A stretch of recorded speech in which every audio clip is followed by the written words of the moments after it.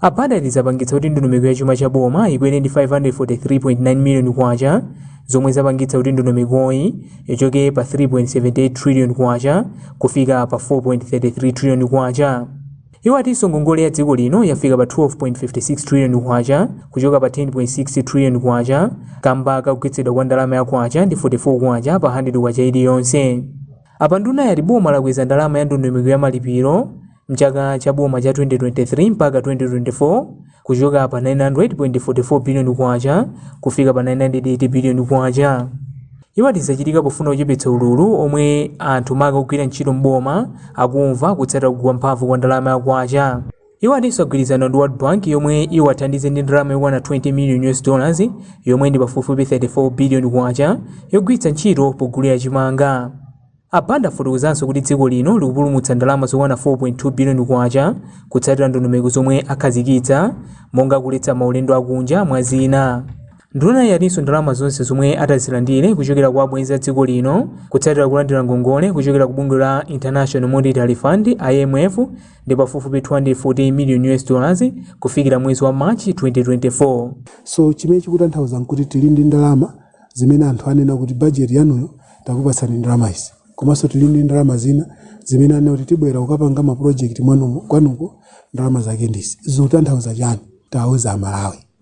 Ndiye kuti chikhulupiriro mabungwe akunja achikaso mdziko muno. Koma pakadali pano mkulu wa bungwe la National Planning Commission Dr. Thomas Muntali ati ndondomeko ikhoza kukwaniritsidwa pokhapokha boma litatsatira mfundo zomwe layika mu ndondomeko ya chuma cha bomayi.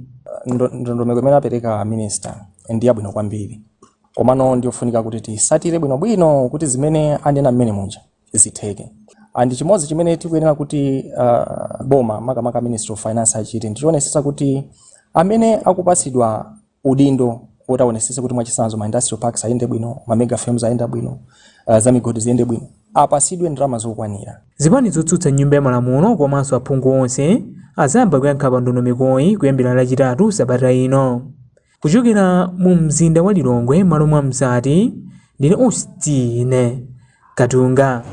Bungwe la National Youth Network on Climate Change lapempha adindo omwe akatenge nawo gawo la msonkhano wa kusintha kwa nyengo wa COP28 wa chaka chino ku Dubai, United Arab Emirates mwezi wa December kuti akamange mfundo zokomera maiko osauka ponena kuti ndiomwe akukhuzidwa kwambiri ndi zotsatira za kusintha kwa nyengo. Mmodzi mwa akuluakulu ku bungweli a Dominic Nyasulu ndo apereka pempholi pakutha pa mkumano omwe bungweli linachita pa sukulu ya ukachenjede ya Malawi UNIMA mu mzinda wa Zomba pofuna kumva liwu la achinyamata pa nkhani za kusintha kwa nyengo. Laston Ingolo ali ndi ripoti ili. Oyankhula pamapeto mkumano omwe anachita ndi achinyamata komanso ana pa sukulu ya ukachenjede ya UNIMA mu mzinda wa Zomba, mmodzi mwa akuluakulu ku bungwe la National Youth Network on Climate Change a Dominic Nyasulu ati liwu la wachinyamata likuyenera kumvedwa ndi adindo omwe posachedwapa maiko akuyembekezeka kukakambirana mfundo zofuna kuthana ndi mavuto akusintha kwa nyengo, mkumano omwe amautchula kuti Conference of Parties wachinamba 28 omwe ukhale ukuchitika kuyambira pa 30 November mpaka pa 12 December ku Dubai, United Arab Emirates, onena kuti achinyamata komanso ana amavutika kwambiri ndi zotsatira za kusintha kwa nyengo. Anyasulu ati maiko osauka omwe siotukuka pa ntchito za mafakitale akuyenera kumalandira thandizo la ndalama osati mu zina la ngongole koma chipepeso, kamba kuti ndomwe akuvutika kwambiri ndi zotsatira za kusintha kwa nyengo monga namondwe, madzi osefukira komanso ng'amba mwa zina. Kumbuyo ndi anthu ochepa amene amakhala ndi information pa nkhani ngati zimene zizi.